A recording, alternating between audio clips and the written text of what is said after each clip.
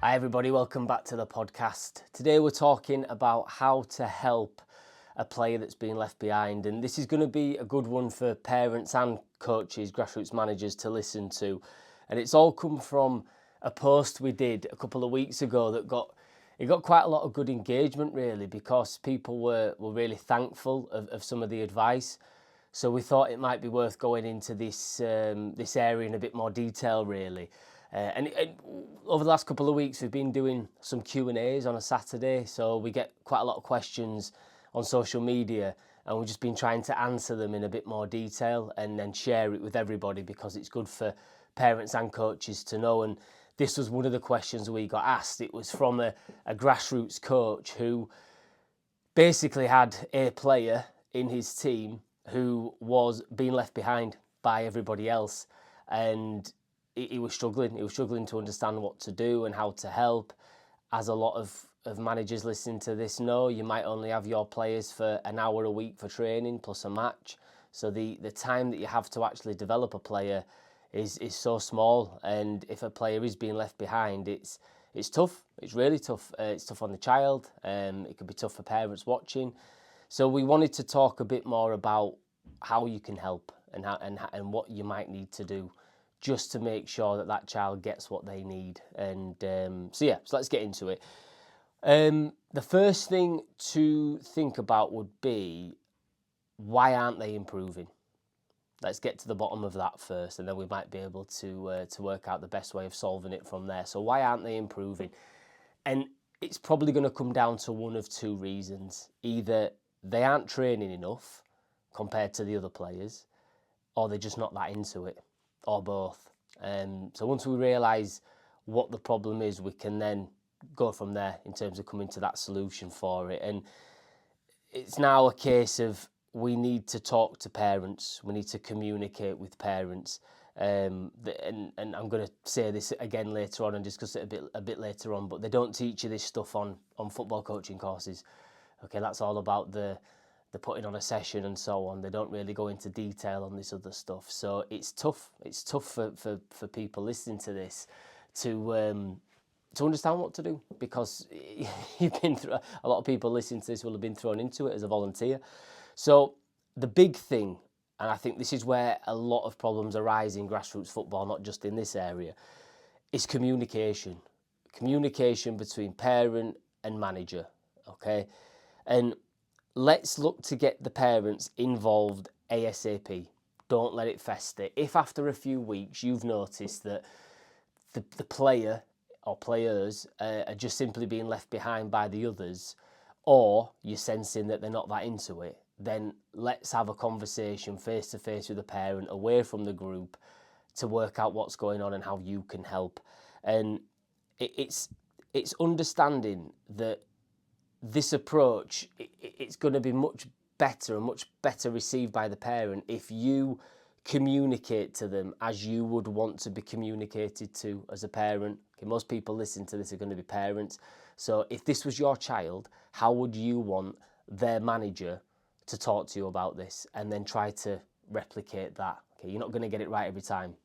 100% you're not going to get it right every time, but just think about how you might want this delivered, and then that can form the basis and the foundation of how you're going to communicate this to the parent, and make them understand that it's coming from a good place. You're there to help. Of course, you're probably a volunteer, but you're there to help. You're there to make these kids enjoy their football. And so if you can help this in these situations, you're going to help. And as long as they know it's coming from a good place, okay, you can hold your head up high then. No matter what they say, no matter how they react, you've tried to do this, and you've tried to come from a good place with it. And we're focusing on the child's well-being. That's the foundation of it all. We're focusing on their well-being. So, not training enough. This could be quite simple in many cases. Where else are the other members of the team training? Okay, there's lots of places that exist now, similar to us, similar to Foot Tech. They might be doing something like that. They might be doing, maybe you're a Sunday team, maybe they're training and playing with a team on a Saturday as well. So what else are the others doing? And can you make these parents aware of that? And that's just explaining, look, he just needs or she just needs to be training a little bit more, probably another session or two a week. Here are some of the places that the others are going. Why don't you have a look at that? Okay, and you've done your best. Then it's up to them. That's up to them. But at least, at the very least, you've gone to them with some ideas of what they can do. You could maybe suggest some stuff at home. Maybe if your player does a little bit at home, or you've seen some stuff online, it's not going to be as effective as a group training session, but it's something. It's something to maybe help with their confidence a little bit as well. But yeah, certainly that is an option. But we'd always try and say go down the route of the group training. Maybe could they look at after-school clubs at their primary schools, high schools? Is there any football camps they can do through the school holidays where it's a good chunk of hours, a good chunk of time playing football? Anything like that they can do. And maybe, and as I say, maybe your child is doing something that you can recommend, or the other kids are doing something you can recommend. But it's just helping them understand that you're trying to help, but you can only do so much. You've got them for an hour a week. You're probably a volunteer, so they need some more coaching, or they need some more training elsewhere. Here are the other places that the other kids are going to. Why don't you give that a try? A conversation for another time is then obviously what happens if they don't do that and the child continues to be left behind. Okay, but we'll probably get into that in another episode. Next one, not that into it. Okay, now the thing with this is to look for some telltale signs. I think it's quite obvious sometimes when a child isn't that into it. You're looking at things like body language. Do they actually want to be there? Is the body language suggesting they're that interested in football at all? Are they hanging back a lot when they're playing games or when you're doing activities? Are they always standing at the back? Are they not wanting to get involved in play? Is there a lack of concentration when the game's going on at the end, for example? Are they just looking up in the sky or picking grass or doing anything other than what they should be doing? And another one actually, it's a good one that a grassroots manager said to me the other day, was he often starts his sessions with a game. Okay, and everyone knows every kid wants to just play a match, and we start with matches all the time. It's the best thing ever. But he noticed that one of his players wasn't that fussed at all. When he said, right, we'll play a match, every kid excited, couldn't wait to get stuck into it. But there was this one kid consistently every single week that just wasn't that fussed. And I think if there's a kid that's not that fussed about playing the matches, then yeah, you've probably got somebody that's not that into it. And I say not that into it, it might be not that into it yet. And that's another thing that we can talk about another time. So then it's about having that conversation with the parent about, okay, yeah, you're going to get to a point where the teammates are going to stop passing to them. If that player's not improving and just doesn't seem that bothered for it, the kids will sense that. There's no doubt about it. Anyone that listened to this that's played knows that as kids. When you knew that there was somebody that wasn't that bothered for it or didn't train a lot and wasn't improving, you stopped passing to them a lot of the time, and it's not nice. The kid's going to recognise that. So you want to act before this becomes a bigger problem, and that's why we talked about acting quickly and not letting it fester. So what about potentially looking elsewhere at maybe somewhere where they can play football, but it's not going to impact a team as much, and therefore they can enjoy their football without the pressures of being in a team? Maybe that's what it is. Maybe they like football, they're just not that fussed to be in a team. It's mum or dad that's pushing them into a team because everybody thinks that's what should happen, or they're living vicariously through their child. So if it's a case of loves his or her football, really likes football, but just not that fussed for being in a team, absolutely fine. Can you suggest some places that exist that can facilitate that? Looking at us, we've had this recently. So at FootTech, we look at a few things. We look at the kids that are taking their first steps into football. We look at kids that are playing grassroots football but need the extra coaching, need the extra training, an extra session a week or two. We provide that with really good training.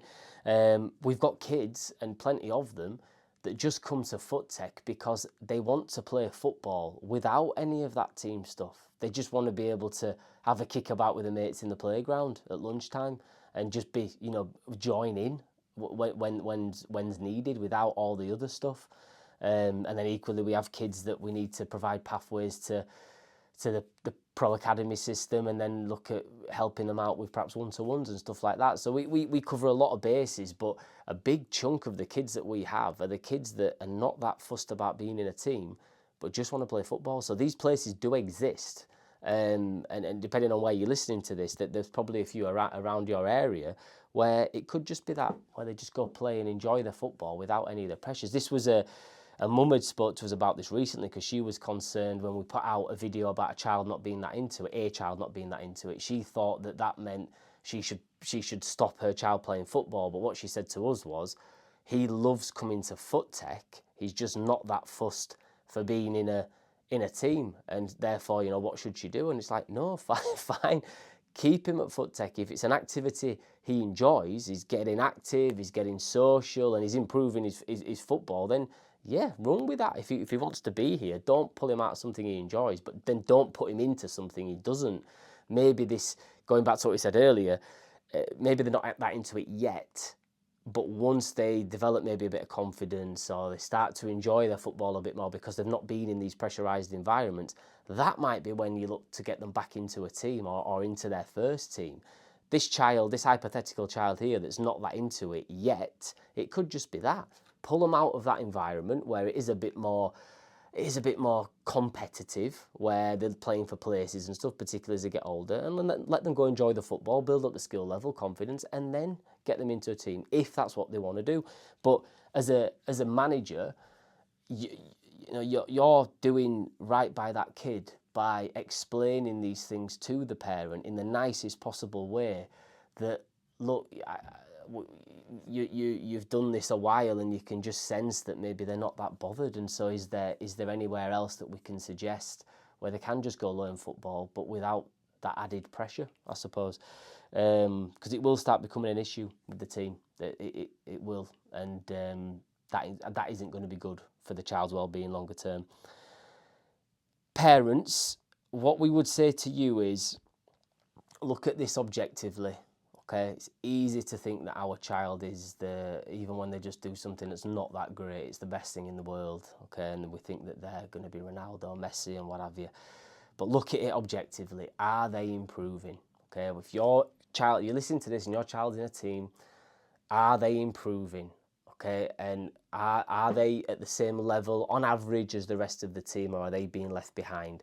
And if they're being left behind, it's time to control what you can control. If you know that your child wants to play football and wants to be in a team, then what are the rest of those players doing to improve? And it ain't going to be sat at home on a PlayStation.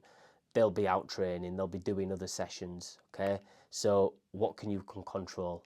The number of sessions they're going to be doing a week. And that might be that you invest in coaching elsewhere, or it might be that you just get out with them for an hour a week extra at the park, or something, just something that's going to get them kicking a football, ideally with good coaching, good environment, and the right training, ideally, because that's probably what the others are doing as well. So look at that. What could they do after school at the very least, or in school lunch times and what have you? But certainly you're going to have to look at getting them extra training. It's it's as simple as that. Control what you can control, but then also look at it. Do they want to be there? Let's think about some of the things that we've just said. Is that your child? Are you just sensing that they don't want to be there? Are they not that fussed for going? Are they excited about going when you mention football training? And then it's understanding, is football for them? Is that something they want to do? If not, then let's look at another sport. There's nothing wrong with that. Not every kid in the world needs to play football as much as we wish they wanted to. Not every kid does. And so what else? What's their passion? It might not be a sport. It might be a craft. Who knows? A musical instrument. But forcing them to do something that they're not that fussed about is probably to their detriment longer term in something that they might be really passionate about, that they could get really good at, and that's their thing, and that is absolutely fine. But the other thing is, they might be into football and want to play football, particularly because of their friendship circles, but they might just not be ready for a team, or might not want to be in that environment just yet. So therefore, can you get them coaching elsewhere that's gonna up their skill level to a point where when they feel confident and skillful enough, they can go back to that team or go to another team? It may be that they're in a team, but they just don't feel ready for that particular team. Can you find them another one, a step or two below, maybe, a more of a development team, whatever it might be? But look at it objectively. Don't put your rose-tinted glasses on for this bit. Just look at it really objectively. Is your kid enjoying this? Do they actually want to play football? Okay, and then assess it and act accordingly from there. And the last thing that I want to say on this is, for parents listening to this that aren't involved in grassroots football as a volunteer, please understand how hard it is for the grassroots volunteers. You do not get taught all this stuff on courses. You don't really get taught how kids learn, the child psychology around it all, and everything else. We're in a fortunate position that this is our full-time jobs, and so we can do lots of research and lots of reading. But volunteers don't have that luxury all the time, and so understand how hard this conversation must be for a grassroots manager to have with a parent about their child being left behind. It's not an easy thing to do. So the first thing is going to be emotion.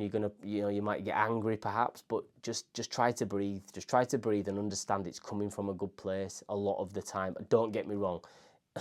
There'll be some out there that it isn't coming from the best place, and that's a conversation for another time. But a lot of the time, if a grassroots manager is prepared to come and have a conversation with you face to face, away from the group, and talk to you about your child and things that they're seeing that they want to help with, then just listen and appreciate that they're trying their best. They're trying their best with this, and it's not easy.